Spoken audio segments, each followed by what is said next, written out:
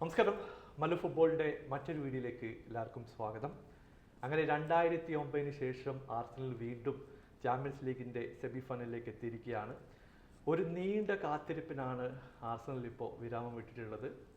രണ്ടാമത്തെ ലെഗിൽ റയൽ തിരിച്ചു വരുന്നുള്ള റൂമേഴ്സൊക്കെ പല സൈഡിൽ നിന്നും വരുന്നുണ്ടായിരുന്നു. പക്ഷേ 2-1 റയലിനെ വീണ്ടും പരാജയപ്പെടുത്തിക്കൊണ്ട് അഗ്രിഗേറ്റിൽ 5-1 എന്നുള്ള സ്കോറുമായിട്ട് ആർസണൽ സെമി ഫൈനലിലേക്ക് പ്രവേശിച്ചു കഴിഞ്ഞു. മറ്റൊരു മത്സരത്തിൽ ബയൺ മ്യൂണിച്ചിന് 2 ലെഗിലും ഇന്റർ മിലാനെ പരാജയപ്പെടുത്താൻ കഴിഞ്ഞില്ല. 2-2 സമനിലയൊക്കെ ബയൺ പിടിച്ചു. പക്ഷേ ഇന്റർ മിലാൻ സെമി ഫൈനലിലേക്ക് ക്വാളിഫൈ ചെയ്തിരിക്കുകയാണ്. അപ്പോൾ നമ്മൾ പ്രധാനമായും ഡിസ്കസ് ചെയ്യാൻ പോകുന്നത് ആർസണൽ റയൽ മാഡ്രിഡ് മത്സരത്തെക്കുറിച്ചാണ്. ഇപ്പോൾ റയൽ റിമോണ്ടാഡാന്നൊക്കെ പറഞ്ഞ് പോസ്റ്റൊക്കെ ഇട്ട് തിരിച്ചു വരുന്നു എന്നുള്ള ഹൈപ്പ് മുമ്പ് തന്നെ ക്രിയേറ്റ് ചെയ്തിട്ടുണ്ടായിരുന്നു. ബെർണബൗ സ്റ്റേഡിയം ക്ലോസ് ചെയ്ത് കഴിഞ്ഞാൽ നമുക്കറിയാം അതിനുള്ളിൽ അറ്റ്മോസ്ഫിയർ വേറെ ലെവലിലേക്ക് പലപ്പോഴും പോകാറുണ്ട്. ഇതൊക്കെ ഉണ്ടായിട്ടും ആർസണൽ ഇന്നത്തെ മത്സരത്തിൽ പിടിച്ചു നിന്നു എന്ന് പറയേണ്ടി വരും. ബ്രില്യൻ്റ് ആയിട്ടുള്ള ഒരു പെർഫോമൻസ് ആണ് ആർസണൽ പുറത്തെടുത്തിട്ടുള്ളത്. ഇപ്പോൾ റയലിൻ്റെ അറ്റാക്കിംഗ് ത്രെറ്റ് ആദ്യ നിമിഷം മുതൽ തന്നെ ഉണ്ടായിരുന്നു. മാക്സിമം ആൾക്കാരെ മൂവ് ഫോർവേഡ് ചെയ്തുകൊണ്ട് ചാൻസുകൾ ക്രിയേറ്റ് ചെയ്യുക എന്നുള്ളത് തന്നെയായിരുന്നു അവരുടെ പ്രധാനപ്പെട്ട ഒരു സ്ട്രാറ്റജി. എംബാപ്പയും വിനീഷ്യസ് ജൂനിയറും മുമ്പോട്ട് പോകാൻ പലപ്പോഴും സ്ട്രഗിൾ ചെയ്തിട്ടുണ്ടായിരുന്നു. ഇവിടെ നമ്മൾ ക്രെഡിറ്റ് കൊടുക്കേണ്ടത് ആർസണലിൻ്റെ ഡിഫൻസിനാണ്. ലൂയിസ് കെല്ലി, കിവിയർ ഇവരൊക്കെ വേറെ ലെവൽ പെർഫോമൻസ് ആണ് ഇന്ന് കൊണ്ടുവന്നിട്ടുള്ളത്. സ്കെല്ലിയുടെ ഒരു ഏജൊക്കെ വെച്ച് നോക്കിക്കഴിഞ്ഞിട്ടുണ്ടെങ്കിൽ ചാമ്പ്യൻസ് ലീഗിൻ്റെ ക്വാർട്ടർ ഫൈനൽ നോക്കൗട്ട് സ്റ്റേജ് ബെർണബോയിൽ പോയി പെർഫോം ചെയ്യാന്നൊക്കെ പറഞ്ഞു കഴിഞ്ഞാൽ അത്ര ഈസി ആയിട്ടുള്ളൊരു കാര്യമല്ല. പക്ഷേ അവർ കൊണ്ടുവന്നു എന്ന് തന്നെ പറയേണ്ടി വരും. ഇപ്പോൾ മിഡ്ഫീൽഡിൽ ഡെക്ലൻ റൈസിൻ്റെ പെർഫോമൻസ് ഫസ്റ്റ് ലെഗിലെ പോലെ തന്നെ ഇമെൻസ് ആയിരുന്നു.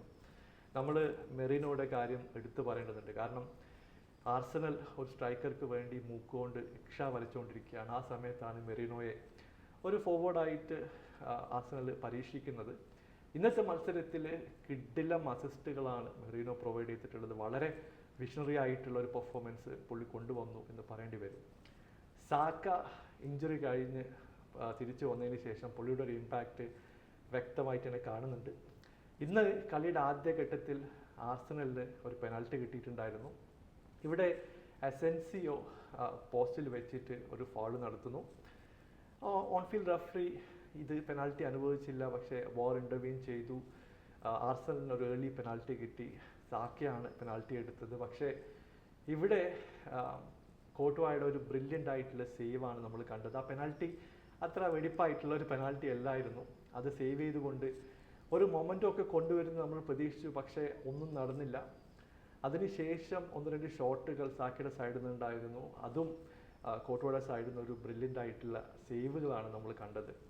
റയലിൻ്റെ സൈഡിൽ നിന്ന് എംബാപ്പയുടെ 1-2 മൂവ് ഉണ്ടായിരുന്നു. അങ്ങനെ 27ാമത്തെ മിനിറ്റിൽ എംബാപ്പയെ ഡെക്ലൻ റൈസ് ഫൗൾ ചെയ്തു എന്ന രീതിയിൽ ഓൺഫീൽഡ് റഫറി പെനാൽറ്റി കൊടുത്തു.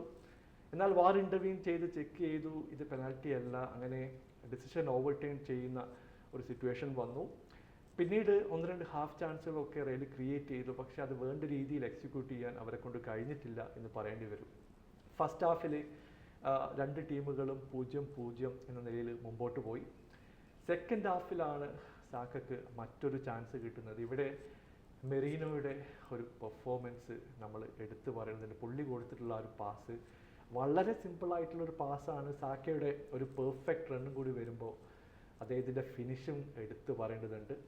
അങ്ങനെ 64ാമത്തെ മിനിറ്റിൽ 1-0 ലീഡിലേക്ക് റയൽ എത്തുകയാണ്.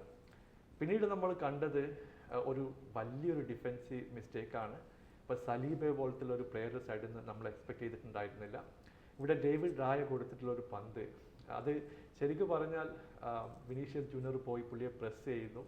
അവിടെ നിന്നുള്ള മിസ്റ്റേക്ക് റിക്കവർ ചെയ്തുകൊണ്ട് വിനീഷ്യസ് ജൂനിയർ ഒരു കിഡിലം ഫിനിഷോടെ 1-1 റയലിനെ കളിയിലേക്ക് തിരിച്ചുകൊണ്ട് വന്നു. ആ സമയത്ത് ഒരു സ്പാർക്കൊക്കെ ഉണ്ടായിരുന്നു. പക്ഷേ അത് ക്യാരി ഫോർവേഡ് ചെയ്യാൻ റയലിന് കഴിഞ്ഞിട്ടില്ല എന്നുള്ളതാണ് വസ്തുത. പിന്നീട് ആർസണൽ കോമ്പാക്റ്റ് ആയിട്ട് 2 ലൈനൊക്കെ വെച്ച് ഡിഫെൻഡ് ചെയ്യാൻ തുടങ്ങി. ഇത് റയലിനെ നല്ല രീതിയിൽ തന്നെ ബുദ്ധിമുട്ടിച്ചു എന്ന് പറയേണ്ടി വരും. 1-2 ക്രോസുകളൊക്കെ പോസ്റ്റിലേക്ക് ഇട്ടു. വളരെ കൃത്യമായിട്ട് അത് ക്ലിയർ ചെയ്യാനും ആർസണൽ സാധിച്ചു. അങ്ങനെ കളി മുമ്പോട്ട് പോയി. ഏതാണ്ട് കയ്യിൽ നിന്ന് പോയി എന്നുള്ള സിറ്റുവേഷൻ ആയിരുന്നു. അവസാനം ഇഞ്ചുറി ടൈമിൽ മെറീനോയുടെ മറ്റൊരു കിഡിലം ത്രൂ ബോൾ വരുന്നു. ഇവിടെ മാർട്ടിനലിയുടെ പെർഫെക്റ്റ് ആയിട്ട് ലെഫ്റ്റ് വിങ്ങിലൂടെയുള്ള ഒരു റണ്ണും കൂടി വന്നതോടെ അത് ഫിനിഷ് ചെയ്യാൻ പുള്ളിയെ കൊണ്ട് സാധിച്ച ഒരു ബ്രില്യൻ്റ് ആയിട്ടുള്ള ഫിനിഷിംഗ് ആണ് മാർട്ടിനലിയുടെ സൈഡിൽ നമ്മൾ കണ്ടത്. അങ്ങനെ കളി 2-1 ആർസണൽ വിജയിക്കുകയും ചെയ്തു. അഗ്രിഗേറ്റിൽ 5-1 എന്നുള്ള സ്കോർ.